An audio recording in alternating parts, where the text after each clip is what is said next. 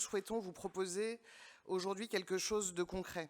Puisque effectivement, aujourd'hui, on peut le dire, la situation dans laquelle on est, elle n'est pas satisfaisante. Elle n'est satisfaisante pour personne en réalité, ni pour les habitants et les représentants des habitants à travers les associations avec lesquelles nous sommes en contact régulier, voire quotidien. Elle n'est pas satisfaisante non plus pour les commerçants, parce que c'est difficile pour des clients de pouvoir accéder à des établissements et de pouvoir en repartir dans de bonnes conditions. La situation, elle n'est pas satisfaisante non plus pour les Marseillais et les Marseillaises qui doivent pouvoir accéder à ce littoral qui nous est cher à tous. On a tous presque quelque chose d'intime avec ce littoral. Ça appartient à l'ensemble des Marseillaises et des Marseillais. Et donc, cette insatisfaction, elle ne date pas d'hier, elle date de plusieurs dizaines d'années probablement. Et on peut mesurer à ça que cette situation, elle est extrêmement complexe. Et moi, c'est une question que je prends avec beaucoup d'humilité, parce qu'il n'y a pas de solution magique à une solution complexe. Mais en revanche, moi, il y a une chose à laquelle je crois absolument résolument, c'est que si jamais nous voulons pouvoir répondre à la situation dans laquelle on est, et si jamais on veut pouvoir répondre aux enjeux de demain, nous n'avons pas d'autre alternative que de travailler ensemble avec l'ensemble des parties prenantes sur ces questions.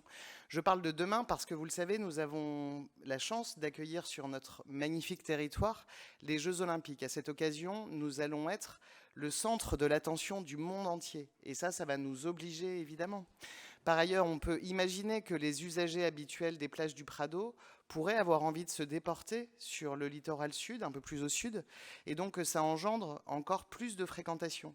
Il y a un autre chantier que nous, enfin un autre événement, je vais le qualifier d'événement, c'est la possibilité d'avoir la réalisation demain de chantiers de dépollution du littoral sud sur lesquels nous travaillons avec la métropole, avec le département, peut-être même avec la région et avec l'État, qui est un partenaire extrêmement solide sur ces chantiers, mais ces chantiers de dépollution que nous appelons tous de nos voeux vont engendrer aussi un surcroît de trafic routier, et on le prévoit pour 2024 aujourd'hui.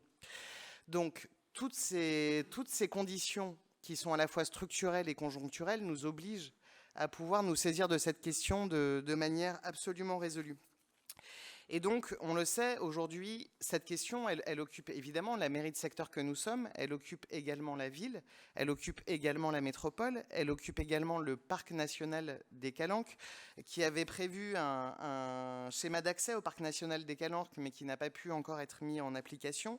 Cette question, elle peut aussi concerner le département qui est propriétaire d'un bon nombre de territoires de terrain le long de cette bande littorale. Elle peut aussi concerner la région, notamment au titre de la question du tourisme.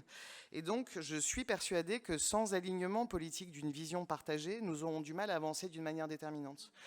Pour autant, en attendant, nous avançons. Et je pense que chacun des acteurs que nous sommes, et j'inclus la métropole, et j'inclus le parc national des Calanques, et bien sûr, j'inclus la ville, nous menons tant bien que mal des petites actions, des petits pas au quotidien pour essayer d'améliorer les choses.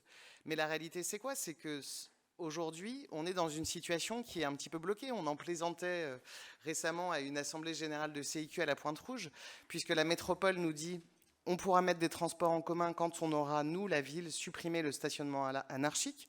Et c'est légitime. Aujourd'hui, les bus ont bien des difficultés à passer, c'est une évidence. Et par ailleurs, nous, la ville, on dit d'accord, mais nous, on pourra mettre des transports, on pourra lutter contre le stationnement anarchique quand vous aurez mis des bus, parce qu'il n'est pas question que les habitants ne puissent plus circuler, que les Marseillais ne puissent plus venir sur ce littoral. Et donc, je pense que si jamais nous pouvons avancer ensemble de manière résolue sur cette question, et encore une fois, avec toute l'humilité qui est la mienne et sans présager des solutions qui pourraient être données, il s'agit aujourd'hui qu'on puisse se mettre autour de la table et travailler tous ensemble. Vous parliez d'études, Monsieur Coppet. On sait que des études existent depuis déjà des dizaines d'années. Et je crois me souvenir aussi que dès décembre 2020, notre mairie, on avait présenté une synthèse à beaucoup d'habitants, de représentants d'associations qui souhaitaient pouvoir en discuter. Et donc, moi, ce que je vous propose aujourd'hui, c'est que nous puissions adopter un vœu qui consisterait à proposer la mise en place d'un comité de pilotage qui serait coprésidé par la ville de Marseille et par la métropole, parce que c'est ensemble qu'on pourra trouver ces solutions. Un comité de pilotage qui aura pour mission de définir ensemble la vision collective qui peut être la nôtre pour demain et de l'inscrire ensuite dans une réalité. Donc voilà la proposition, la mise en place d'un vœu à la mairie de Marseille et à la métropole pour la mise en place de ce COPIL coprésidé, étant entendu que ce comité de pilotage réunira ensuite l'ensemble des institutions qui devraient être autour de la table.